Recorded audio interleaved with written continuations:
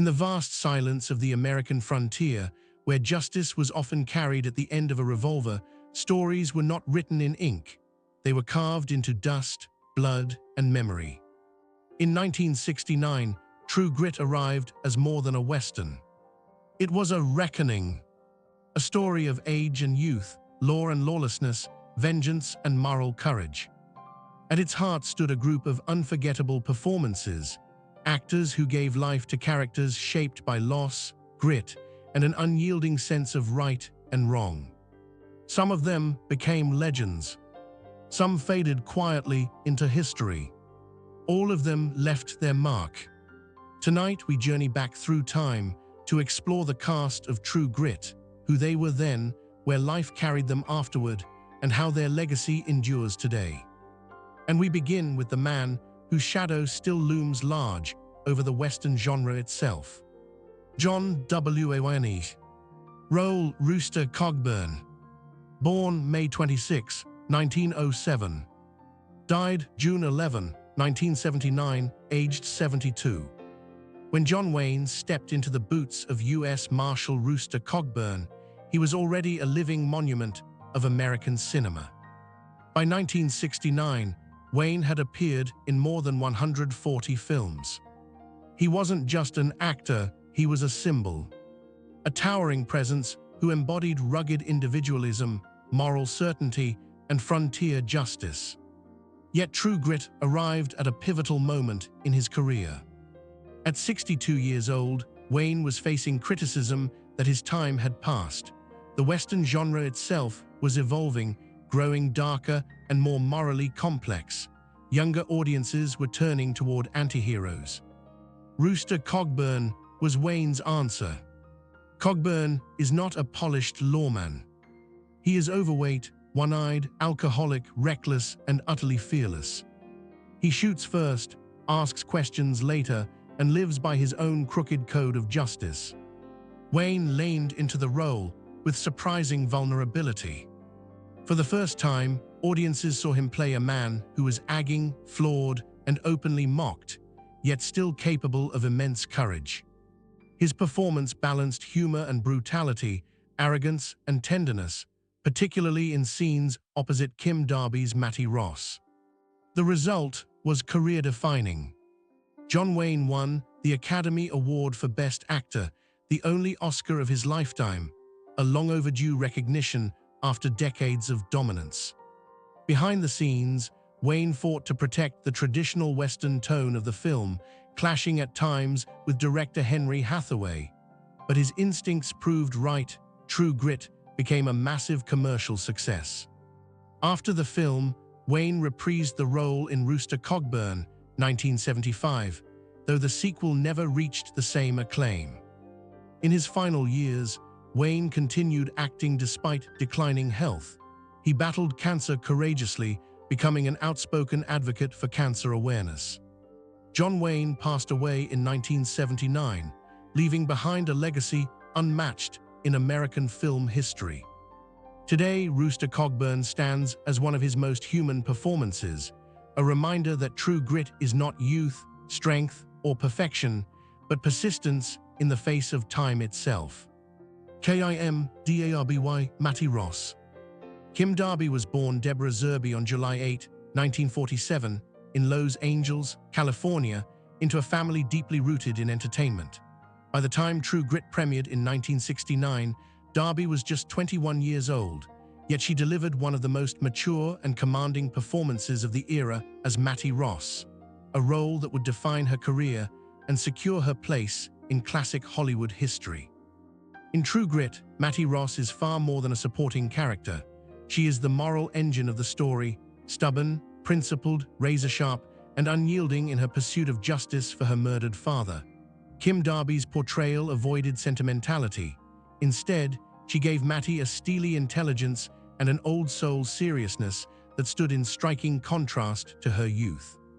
Acting opposite John Wayne, already a towering legend, Darby not only held her ground but frequently dominated scenes through sheer force of will and precision of dialogue. Many critics later noted that without a convincing Mattie Ross, True Grit would not work, and Darby made it unforgettable. The performance earned Kim Darby an Academy Award nomination for Best Actress, a remarkable achievement for such a young performer and especially rare in a Western genre traditionally dominated by male leads. Her sharp delivery of Charles Portis's dialogue, her unwavering posture, and her refusal to soften Mattie into a conventional child role turned the character into one of the strongest female figures in classic American cinema. Before True Grit, Darby had already built a respectable resume, appearing in films like Hell Is for Heroes, 1962, and Bus Riley's Back in Town, 1965, as well as numerous television roles. However, it was Mattie Ross who elevated her from promising young actress to serious dramatic talent. Hollywood briefly positioned her as a leading lady for intelligent, character-driven roles during the late 1960s and early 1970s. Following True Grit, Darby continued working steadily in both film and television.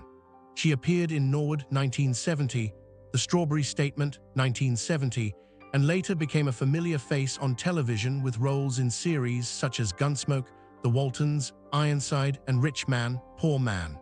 Unlike many of her contemporaries, Darby did not aggressively chase stardom. Instead, she gravitated toward roles that interested her artistically, even if they came with less commercial visibility.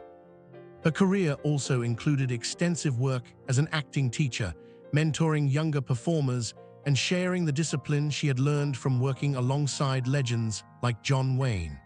In later years, Darby became a respected figure behind the scenes, valued not for celebrity, but for craft and experience. Kim Darby is still alive as of today, now in her late 70s. Though largely retired from on-screen acting, her legacy remains firmly intact. Mattie Ross endures as one of cinema's most iconic young heroines, unyielding, articulate, and morally uncompromising. Through Kim Darby's performance, Mattie became proof that strength in westerns did not belong solely to gunslingers, but also to those armed with conviction, intelligence, and courage. In the world of True Grit, Rooster Cogburn may fire the gun, but Mattie Ross pulls the trigger of destiny, and Kim Darby ensured that audiences would never forget it. Glen Campbell, La Boeuf. Glen Campbell was born on April 22, 1936, in Billstown, Arkansas, into a large, working-class family where music was a constant presence. Long before he became known as an actor, Campbell had already established himself as one of the most gifted musicians of his generation, a virtuoso guitarist whose clean, expressive style made him a sought-after session player in Los Angeles. By the early 1960s, he was part of the famed Wrecking Crew, quietly shaping the sound of countless hit records while remaining largely anonymous to the public. In True Grit, 1969, Campbell played La Boeuf, a Texas Ranger pursuing the same outlaw as Mattie Ross and Rooster Cogburn, but for very different reasons. La Boeuf is proud, disciplined, and rigidly committed to the law, often clashing with Rooster's reckless methods and Mattie's stubborn resolve. Campbell's performance brought an unexpected sincerity to the role. Though some critics initially questioned casting a country music star in a major western, his portrayal ultimately added balance to the trio, grounding the story with a sense of youthful idealism and moral certainty. At the time of filming, Campbell was at the height of his popularity as a recording artist. Songs like Gentle on My Mind, By the Time I Get to Phoenix, and Wichita Lineman had already turned him into a household name. Yet his performance in True Grit proved that he was more than a singer crossing over into film.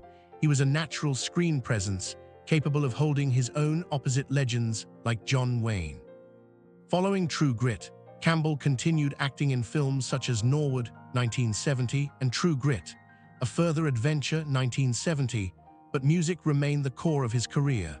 He hosted the Glen Campbell Good Time Hour, blending comedy, musicianship, and celebrity guest appearances, and solidifying his image as one of America's most beloved entertainers. In later years, Campbell's life took a deeply personal turn when he was diagnosed with Alzheimer's disease. Rather than retreating from public view, he chose to confront the illness openly, embarking on a farewell tour that was documented in the acclaimed film Glen Campbell, I'll Be Me. His courage, honesty, and enduring musical talent moved audiences worldwide. Glen Campbell passed away on August 8, 2017, at the age of 81. His legacy lives on not only through his timeless music, but also through his memorable performance as Boeuf, a man driven by justice, pride, and an unyielding sense of duty. In True Grit, Campbell's character reminds us that there are many kinds of bravery, and that even those who follow the rules must sometimes face a world that refuses to play fair. Robert Duvall, Ned Pepper. Robert Duvall was born on January 5, 1931, in San Diego, California, into a military family that instilled discipline, resilience, and quiet strength, traits that would later define his screen presence. By the time True Grit was released in 1969, Duvall was 38 years old and still on the edge of major stardom, carving out a reputation as a serious character actor rather than a leading man. In True Grit, Duvall portrayed Ned Pepper, the ruthless outlaw responsible for the murder that sets Mattie Ross's journey in motion. Though his screen time is relatively brief, Pepper's presence looms over the entire film. Duvall played him not as a cartoon villain, but as a cold, practical man, dangerous because of his calmness rather than brute force. His restrained performance made Pepper feel frighteningly real, embodying the moral chaos of the Old West that contrasts sharply with Mattie's rigid sense of justice. At the time, Duvall was already respected for his work in theater and television, including his memorable role as Boo Radley in To Kill a Mockingbird, 1962.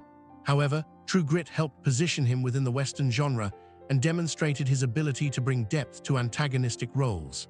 Directors began to notice his rare talent for understatement, how he could communicate menace, regret, or authority with minimal dialogue.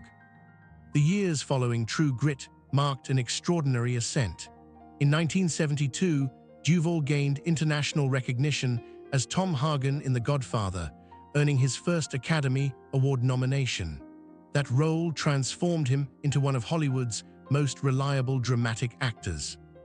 Over the decades, he delivered iconic performances in films such as Apocalypse Now, The Great Santini, Tender Mercies, for which he won the Academy Award for Best Actor, and later Lonesome Dove, A Civil Action, and Get Low. What sets Duvall apart is his devotion to authenticity. He is known for immersive preparation, regional accents perfected through observation, and a refusal to overplay emotion. Whether portraying soldiers, lawyers, ranchers, or criminals, his characters feel lived in, shaped by unseen histories. His Ned Pepper in True Grit is an early example of that philosophy, evil presented without theatrics, which makes it more unsettling. As of today, Robert Duvall is still alive, well into his 90s, and remains one of the most revered actors in American cinema. Even in his later years, he continues to act selectively, maintaining the same commitment to truth that defined his early career. Ned Pepper may not dominate the screen in True Grit, but through Robert Duvall's performance, the character becomes the embodiment of injustice itself, the silent force that drives the story forward. It is a reminder that sometimes the most powerful roles are not the loudest ones, but those that leave a lasting shadow. Strother Martin, Colonel Stonehill. Strother Martin was born March 26, 1919, in Kokomo, Indiana, and by the time True Grit was released in 1969, he was already one of Hollywood's most recognizable and respected character actors. Though rarely the leading man, Martin had built a career defined by precision, intelligence, and an unforgettable screen presence, the kind of actor who could dominate a scene with only a few lines of dialogue. In True Grit, Martin portrayed Colonel Stonehill, the sharp-tongued, no-nonsense horse trader who becomes an early obstacle for Mattie Ross. The role is small in screen time, but enormous in impact. Stonehill's verbal duel with Mattie is one of the film's most memorable exchanges, rapid-fire, witty, and full of subtle power shifts. Strother Martin's performance transforms what could have been a simple transactional scene into a battle of intellect and will. Martin played Stonehill as a man who prides himself on experience and authority, only to find himself unexpectedly outmatched by a teenage girl's logic and determination. His delivery, dry, clipped, and laced with barely concealed irritation, adds humor without breaking the film's grounded tone. This scene alone is often cited as a masterclass in acting restraint and timing. Before True Grit, Strother Martin had already appeared in dozens of films and television shows, including Cool Hand Luke, 1967, where his line, "What we've got here is failure to communicate," became one of the most quoted lines in cinema history. He frequently worked with directors like Sam Peckinpah and John Huston, becoming a staple of westerns and gritty dramas throughout the 1950s and 1960s. After True Grit, Martin continued working steadily, appearing in films such as The Wild Bunch, 1969, Butch Cassidy and the Sundance Kid, 1969, and Dirty Harry, 1971. His ability to portray authority figures, sheriffs, businessmen, prison officials, made him indispensable to American cinema during that era. Yet he always infused those roles with personality, preventing them from ever feeling generic. Despite never receiving major awards, Strother Martin's legacy is immense. Actors and critics alike regard him as one of the greatest character actors of his generation, someone who elevated every film he appeared in. Strother Martin passed away on August 1, 1980, at the age of 61, following a heart attack. Though his life was cut short, his work endures. In True Grit, his Colonel Stonehill remains a perfect example of how even a brief performance can become unforgettable when handled by the right actor. His contribution reminds us that cinema is not only built on heroes and villains, but on the craftsmen who bring the world around them to life. Dennis Hopper, Moon. Dennis Hopper was born May 17, 1936, in Dodge City, Kansas, and by the time True Grit was released in 1969, he was 33 years old, an actor already carrying the restless energy of a man who never quite fit inside Hollywood's traditional frame. In True Grit, Hopper portrayed Moon, one of Ned Pepper's volatile gang members, a character marked by nervous intensity, unpredictability, and barely contained violence. Though not a leading role, Moon's presence added a raw edge to the outlaw world that Mattie steps into, reminding the audience that this frontier is populated by men who live by impulse and brutality rather than honor. Hopper's casting was no accident. By the late 1960s, he had developed a reputation as an actor who brought danger and authenticity to the screen. His performance in True Grit is brief but memorable.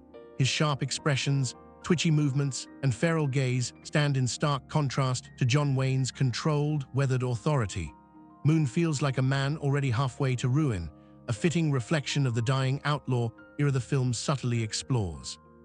Before True Grit, Hopper had worked steadily in television and film throughout the 1950s and early 1960s, appearing in Rebel Without a Cause, 1955, alongside James Dean, a collaboration that profoundly influenced him. However, Hopper's career was often disrupted by his rebellious personality and clashes with authority, which made him both fascinating and difficult within the studio system. Just 1 year before True Grit, Hopper had completed Easy Rider, 1969, the film that would permanently change his legacy.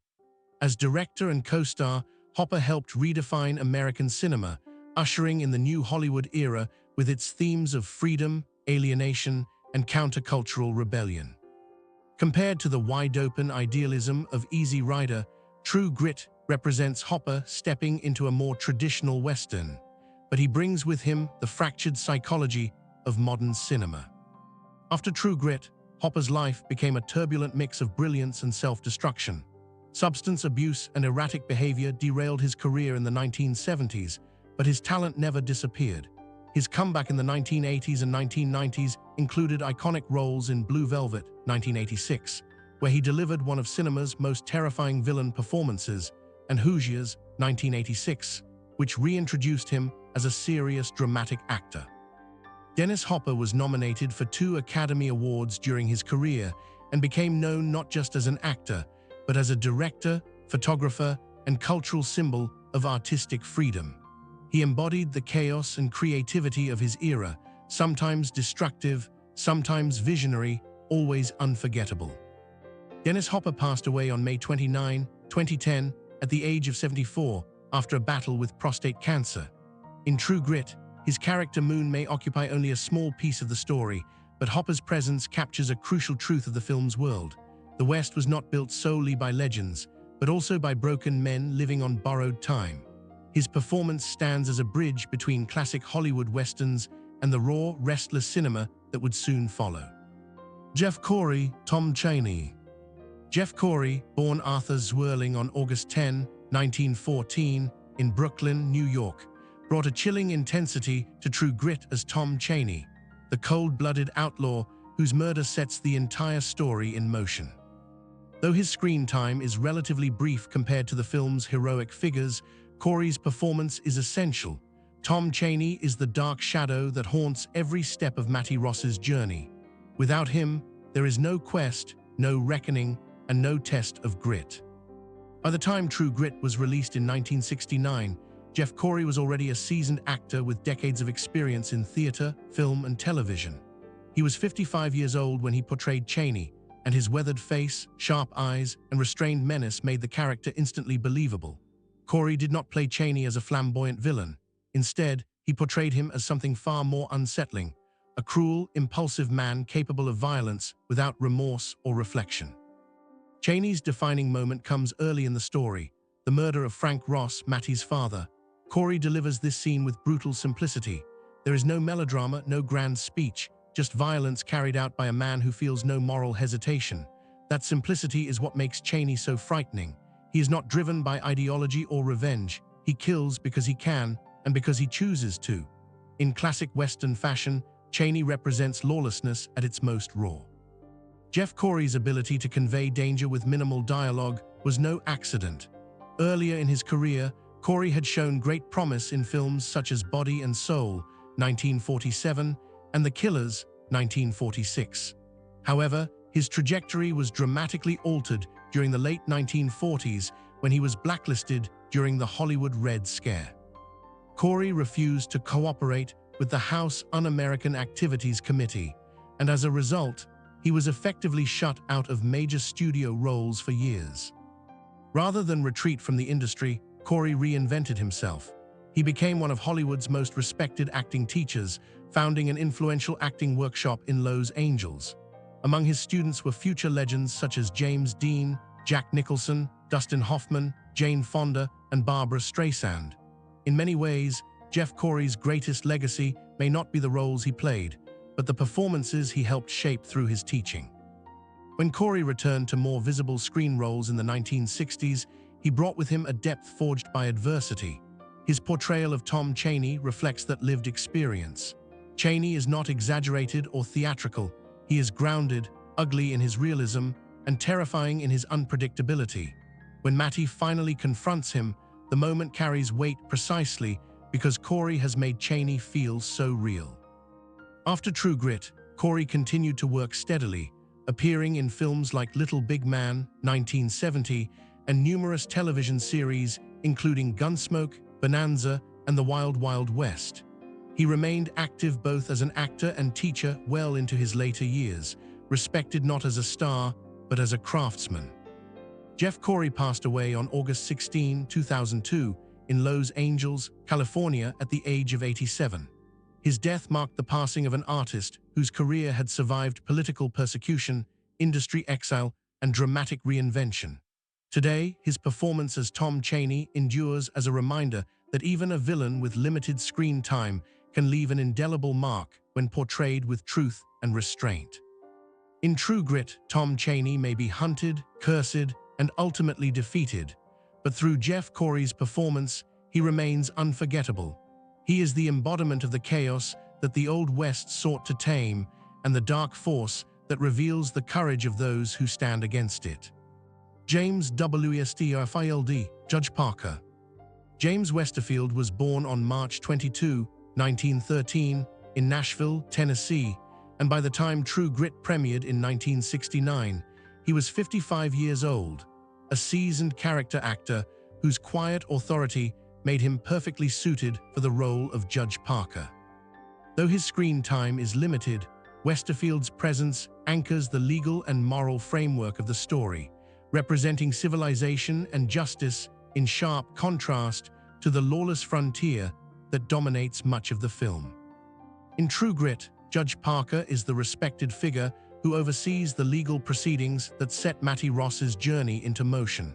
He listens patiently to Mattie's determined testimony recognizing both her youth and her unyielding resolve. Westerfield plays the role with restraint and dignity, never overpowering the scene, yet giving it weight and credibility. His calm delivery reinforces the idea that Mattie's quest is not merely personal revenge, but a pursuit grounded in law, responsibility, and moral conviction. Before True Grit, James Westerfield had built a solid career in film, television, and theatre.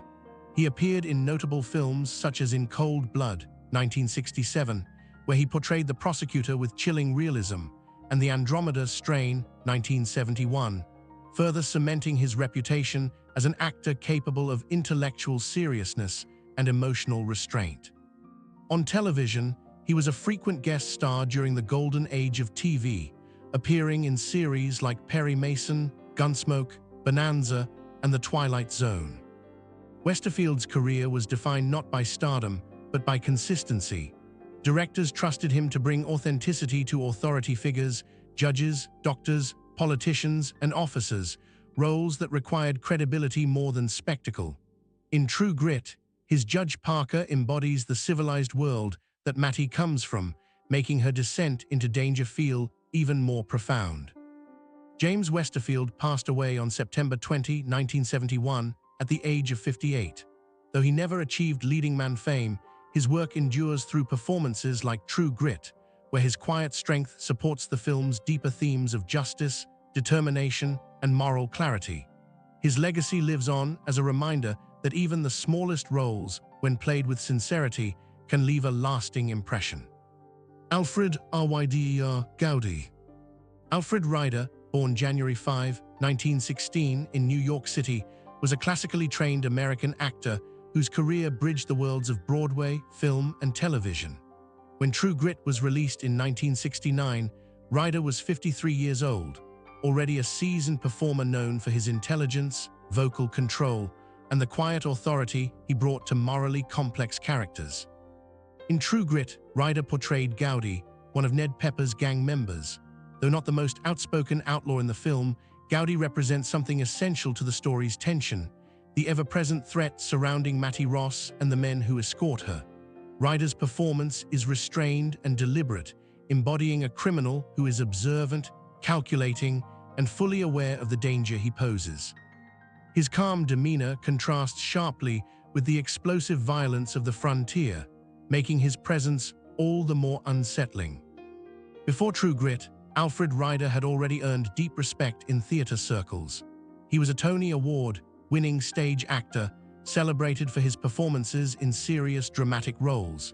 His work on Broadway included productions such as The Country Girl and Strange Interlude, where his emotional precision and intellectual depth distinguished him from many of his contemporaries. Ryder was often described as an actor's actor, someone admired within the profession even if he never became a mainstream star.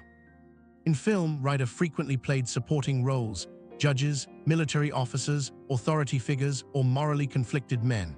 He appeared in notable films such as Anatomy of a Murder, 1959, The Pawnbroker, 1964, and The Boston Strangler, 1968.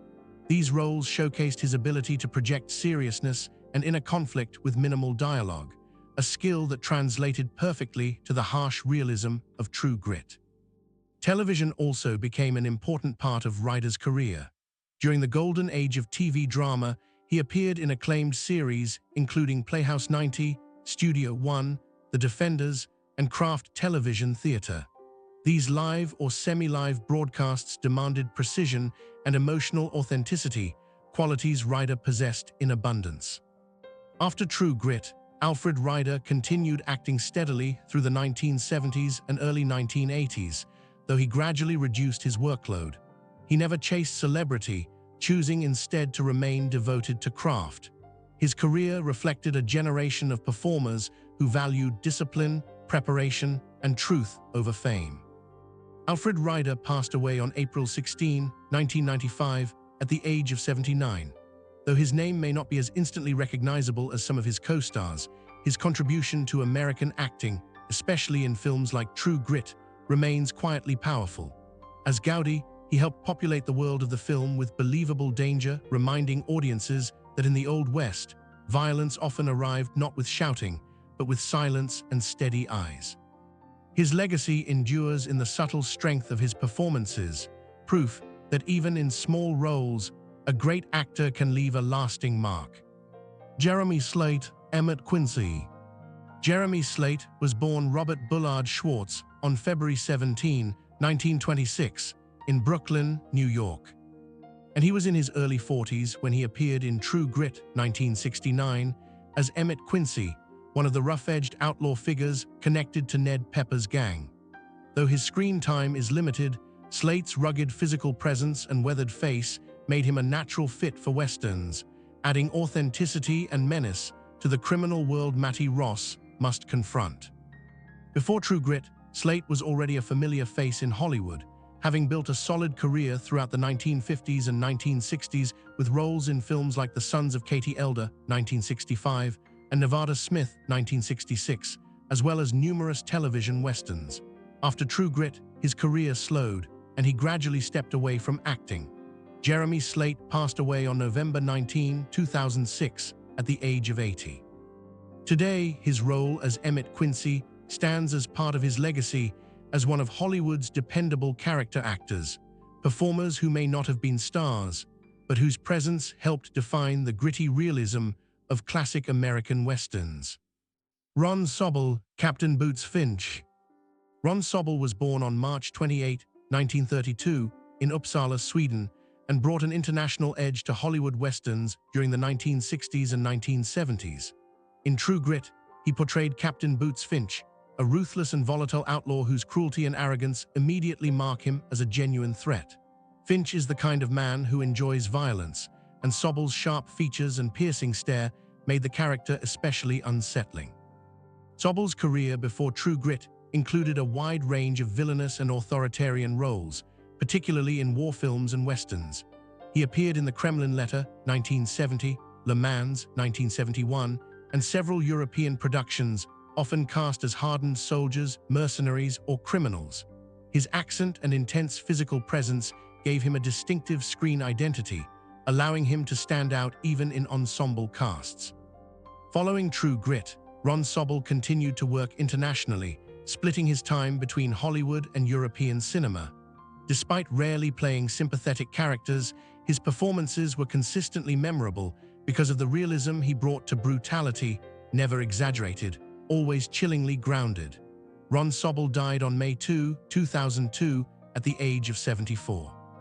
As Captain Boots Finch, he remains one of True Grit's most threatening figures, a reminder that danger in the Old West often came not from legends, but from men who thrived on chaos. John Fiedler, Lawyer Daggett. John Fiedler was born on February 3, 1925, in Platteville, Wisconsin, and brought a uniquely recognizable presence to American film and television through his gentle voice, nervous mannerisms, and deeply human performances.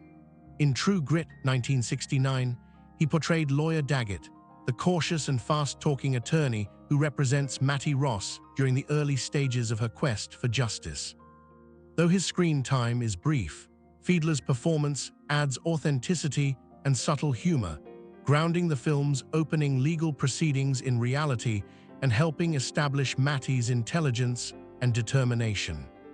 Before True Grit, Fiedler had already built a solid career as a character actor, appearing in films such as 12 Angry Men, 1957, where his role as Juror 2 became one of the most memorable examples of quiet moral growth in cinema history. He was known for portraying anxious, well-meaning men, often underestimated, yet deeply sincere. His career flourished in television throughout the 1960s and 1970s, with appearances on The Twilight Zone, Perry Mason, and Gunsmoke. Later generations came to know John Fiedler primarily through his voice work, most famously as Piglet in Disney's Winnie the Pooh franchise, a role he voiced for over 3 decades.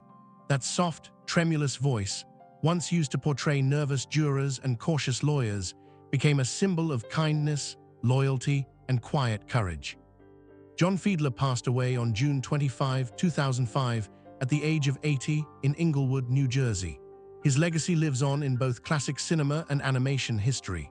In True Grit, his portrayal of Lawyer Daggett may be small, but it reflects the very essence of Fiedler's career.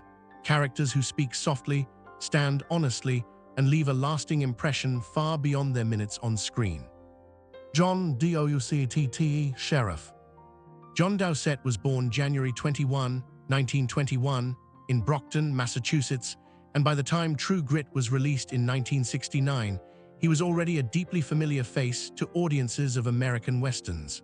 In the film, Doucette appears as the town sheriff, a small but memorable role that embodies the quiet authority and weary pragmatism of lawmen in the post-Civil War frontier. Though his screen time is brief, his presence grounds the world of True Grit in realism, reminding viewers that justice in the Old West was often imperfect, overworked, and morally complicated. Before True Grit, Doucette had built a prolific career throughout the 1950s and 1960s, especially in television westerns. He appeared in iconic series such as Gunsmoke, Bonanza, Rawhide, The Riflemen Have Gun, Will Travel, and Wagon Train. Casting directors relied on him for roles that required credibility: sheriffs, marshals, soldiers, and hardened frontiersmen, characters who might only appear for a few scenes but instantly felt authentic. His rugged voice, strong jawline, and restrained acting style made him a natural fit for the genre. After True Grit, Doucette continued working steadily, transitioning into crime dramas and action films as Hollywood evolved. He appeared in The Getaway, 1972, alongside Steve McQueen, and later in Clint Eastwood's The Eiger Sanction, 1975. In television, he expanded beyond westerns into police procedurals and dramas, proving his adaptability as the era of frontier stories slowly faded. John Doucette passed away on August 16, 1994, at the age of 73. Though never a leading man, his legacy is firmly embedded in classic American cinema. Actors like Doucette were the backbone of films like True Grit, the faces that made the world believable, the voices that carried authority without spectacle. His sheriff may not dominate the story, but he represents the countless unsung performers who gave classic westerns their enduring weight, texture, and truth. Donald Woods, Bialo. Donald Woods is an American actor and director, familiar with roles as officers, lawyers, and authority figures in classic Hollywood. In True Grit, he plays Bialo, a supporting character who contributes to the development of the legal and orderly world of the story. Woods did not win an Oscar, but he has had a sustained career spanning over 3 decades on stage, in film, and on television. Edith Atwater, Mrs. Floyd. Edith Atwater is an actress who specializes in playing tough, emotionally rich country women. Her role as Mrs. Floyd in True Grit, though brief, left a lasting impression thanks to its authenticity and simplicity. She wasn't famous for major awards, but was highly praised by critics for her natural, down-to-earth acting style. Carlos Rivas, Dirty Bob. Carlos Rivas is a Mexican-American actor who frequently appeared in westerns and action films from the 1950s to the 1970s. In True Grit, he played Dirty Bob, a dangerous outlaw.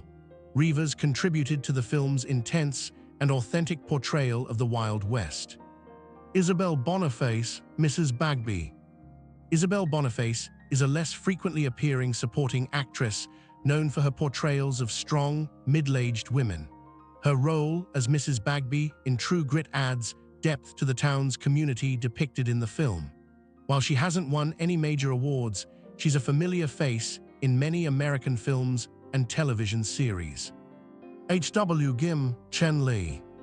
H.W. Gim was one of the rare Asian actors to appear in Hollywood films during that era. In True Grit, he played Chen Li, a small but significant character. Gim is remembered more for his contributions to racial diversity on screen than for his awards. John Pickard, Frank Ross. John Pickard is an actor who specializes in playing fathers, heads of families, or dignified characters. In True Grit, he plays Frank Ross, Mattie's father, whose death sparks an entire journey of revenge. Despite his brief role, Pickard helps to deliver the core emotional impetus to the story. Elizabeth Harrower, Mrs. Ross. Elizabeth Harrower appeared as Mrs. Ross, Mattie's mother. Her role, though brief, carried immense emotional weight, reflecting the pain of loss and the silence of a Western mother. She didn't win any major awards, but her performance contributed significantly to the film's emotional foundation. Ken Renard, Yonel. Ken Renard is an actor who often plays villains or tough characters in westerns and action films. In True Grit, he plays Yonel, a gunman supporting the opposition. Renard is better known for his strong supporting roles than for his award achievements. J. Ripley, Harold Parmalee. J. Ripley is a familiar supporting actor in Western films. His role as Harold Parmalee in True Grit helped expand the social world of the story. Reflecting the bourgeois class and legal system of the time, he didn't win any major awards but had a stable career. Kenneth Becker, Farrell Parmalee. Kenneth Becker appears as Farrell Parmalee, a supporting character who helps complete the picture of the community in the film. Although not a recipient of many awards, Becker represents the quiet class of supporting actors, those who help make True Grit more vibrant and authentic. Besides the three central characters, True Grit, 1969, is also supported by a solid supporting cast, familiar faces of classic Western films. Donald Woods plays Barlow with the calm demeanor of a man from the frontier, while Edith Atwater brings emotional depth to the character of Mrs. Floyd with her simple yet authentic performance. Carlos Rivas, in Dirty Bob, leaves a strong impression with the image of a dangerous outlaw. Isabel Boniface makes a brief appearance as Mrs. Bagby, but contributes to completing the picture of the harsh life of the American West. In the Chinese cast, H.W. Gim plays Chen Li, bringing a rare cultural diversity to westerns of this era. John Pickard and Elizabeth Harper play Mattie Ross's parents, further highlighting her family background and motivation for revenge. Ken Renard, J. Ripley, and Kenneth Becker take on supporting roles such as Yonel and the Parmalee brothers, respectively, adding essential pieces to the film's world. Despite their limited screen time, each supporting actor in True Grit contributes to a vibrant, authentic, and historically rich cinematic experience, a testament to the power of a well-rounded cast where no role is superfluous. As the dust slowly settles on the trail they rode together, True Grit remains more than just a Western. It stands as a testament to courage, resilience, and the enduring power of character. From Rooster Cogburn's weathered bravado to Mattie Ross's unyielding resolve, every performance etched itself into the landscape of classic cinema. The main cast carried the weight of legend, but it was the full ensemble, heroes, villains, townsfolk, and fleeting faces, that gave the film its living soul. Each actor, whether on screen for minutes or moments, contributed to a world that felt real, harsh, and unforgettable. Some went on to legendary careers, some remained beloved character actors, and others quietly faded from the spotlight, but all left their mark. Time has claimed many of these performers, yet their voices, faces, and spirit remain alive every time the film is revisited. Others lived long lives beyond the frontier, carrying the legacy of True Grit with them as a defining chapter of their careers. Together, they remind us that cinema is a shared journey, built not by one star alone, but by many hearts working in unison. True Grit endures because its cast embodied something timeless: honor earned the hard way, justice pursued at great cost, and humanity revealed in moments of grit and grace. As the years pass, the trail grows quieter, but the story still rides on. Thank you for traveling back in time with us, for remembering these performers, and for keeping their legacy alive. If this journey moved you, consider subscribing, liking, and sharing, so these stories continue to be told, remembered, and cherished. Until the next legend. This is where the trail ends, for now.